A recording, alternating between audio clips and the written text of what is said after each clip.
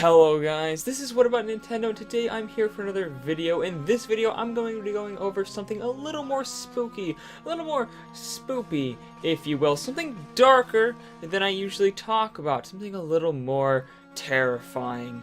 Today we're going over my top 4 favorite spooky Zelda dungeons. So let's get right on into it.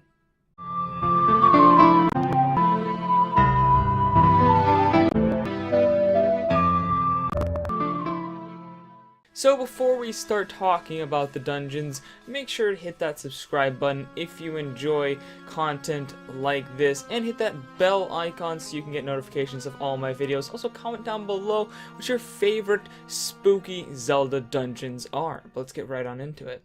Number 4. The Ghost Ship from Wind Waker and Phantom Hourglass. The Ghost Ship first appears in Wind Waker, where you need to board it and grab a Triforce chart in order to piece together all the different pieces of the Triforce. In Wind Waker, it's not the scariest place in the world, but it is pretty creepy, especially if you don't know what it is. You're just wandering around the sea and all of a sudden, there's this creepy ass ghost ship just floating through the ocean, just with souls flying around it, and ooh, it's just creepy. But after all, once you figure out what it is and you board it, it's not the scariest thing. However, this ship comes back in Phantom Hourglass, and in Phantom Hourglass, boy, is very spooky. The Ghost Ship in Phantom Hourglass is pretty much at the center of the plot of that game.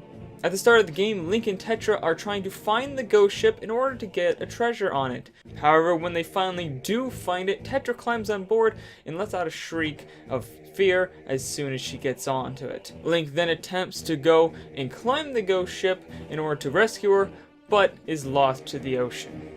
Eventually, later in the game, however, you do get to go on the ghost ship, and it's not the most fun time in the world. The whole ship is creepy as hell and filled to the brim with ghosts, including powerful Reaper enemies who cannot be killed and only can be stunned. But creepiest of all are the Cubist sisters, innocent little girls at first glance that you are tasked with reuniting. But once all 4 of them come together, you find that they're actually demons that are attempting to steal your soul and add them to the collection of the living death, screaming in agony for all eternity at the bottom of the ship. It's the quiet ones, I swear. Every time, it's the quiet ones. Number 3. Ikana Castle, Majora's Mask. So, Ikana Castle is a mini dungeon in Legend of Zelda Majora's Mask.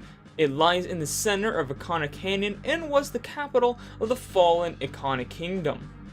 It is also the site of a fierce war. The game even goes as far as to say that the kingdom was stained with a history of darkness and drenched in blood. The castle, now lying in ruins, is haunted by the bitter souls of those who were killed in the battle.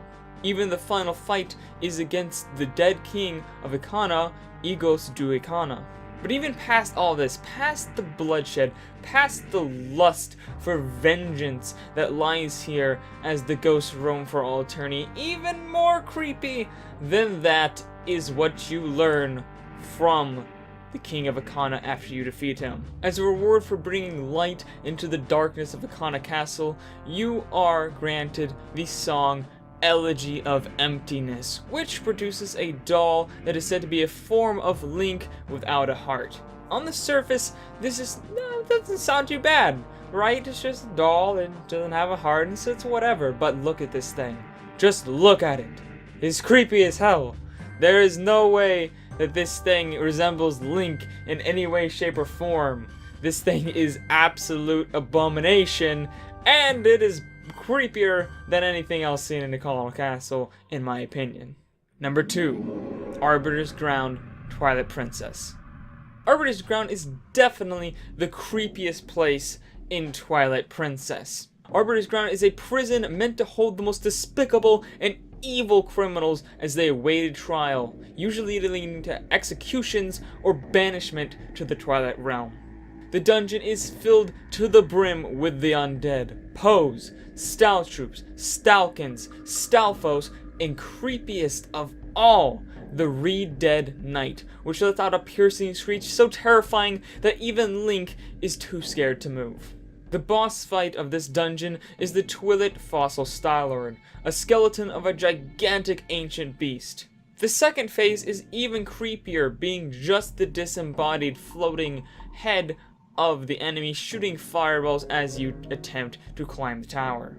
More terrifying than the final boss, however, is the mini-boss of this dungeon, Death Sword, an ancient demon sealed away in the Arbiter's ground. The design of Death Sword is nothing short of terrifying, and it's no wonder that the demon was sealed away to keep it from wreaking havoc upon the world.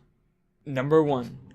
Bottom of the Well, Ocarina of Time. This is easily the creepiest part of Ocarina of Time. Chock full of only the most terrifying of enemies, Reed Deads and Wall Masters are commonplace, along with a new mummy-like enemy, Gibdos, which can freeze you in your tracks with a stare. For some ungodly reason, the well is also a burial ground, so caskets are spread all across the place, and skulls sit in holes in the walls. More terrifying than all of this is the boss of the area, Dead Hand. Easily the most terrifying enemy in Zelda history. Dead Hand is a mortifyingly creepy zombie-like creature with a design you would expect more from Resident Evil than Legend of Zelda. It has multiple disembodied hands that attempt to restrain you so that the main body can feast upon your flesh. Oh, did I mention that this game is rated E10 and up, and in even some cases rated E? This stuff scarred me for life when I was a kid.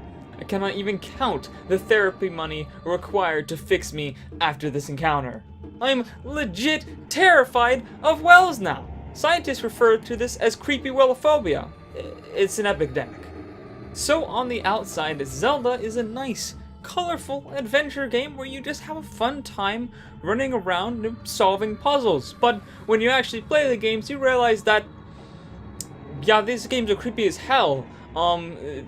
Honestly, Zelda is probably the scariest Nintendo-owned IP, like, ever. Like, off the top of my head, I can't think of anything more terrifying than the dungeons in these games as far as Nintendo-owned IPs go.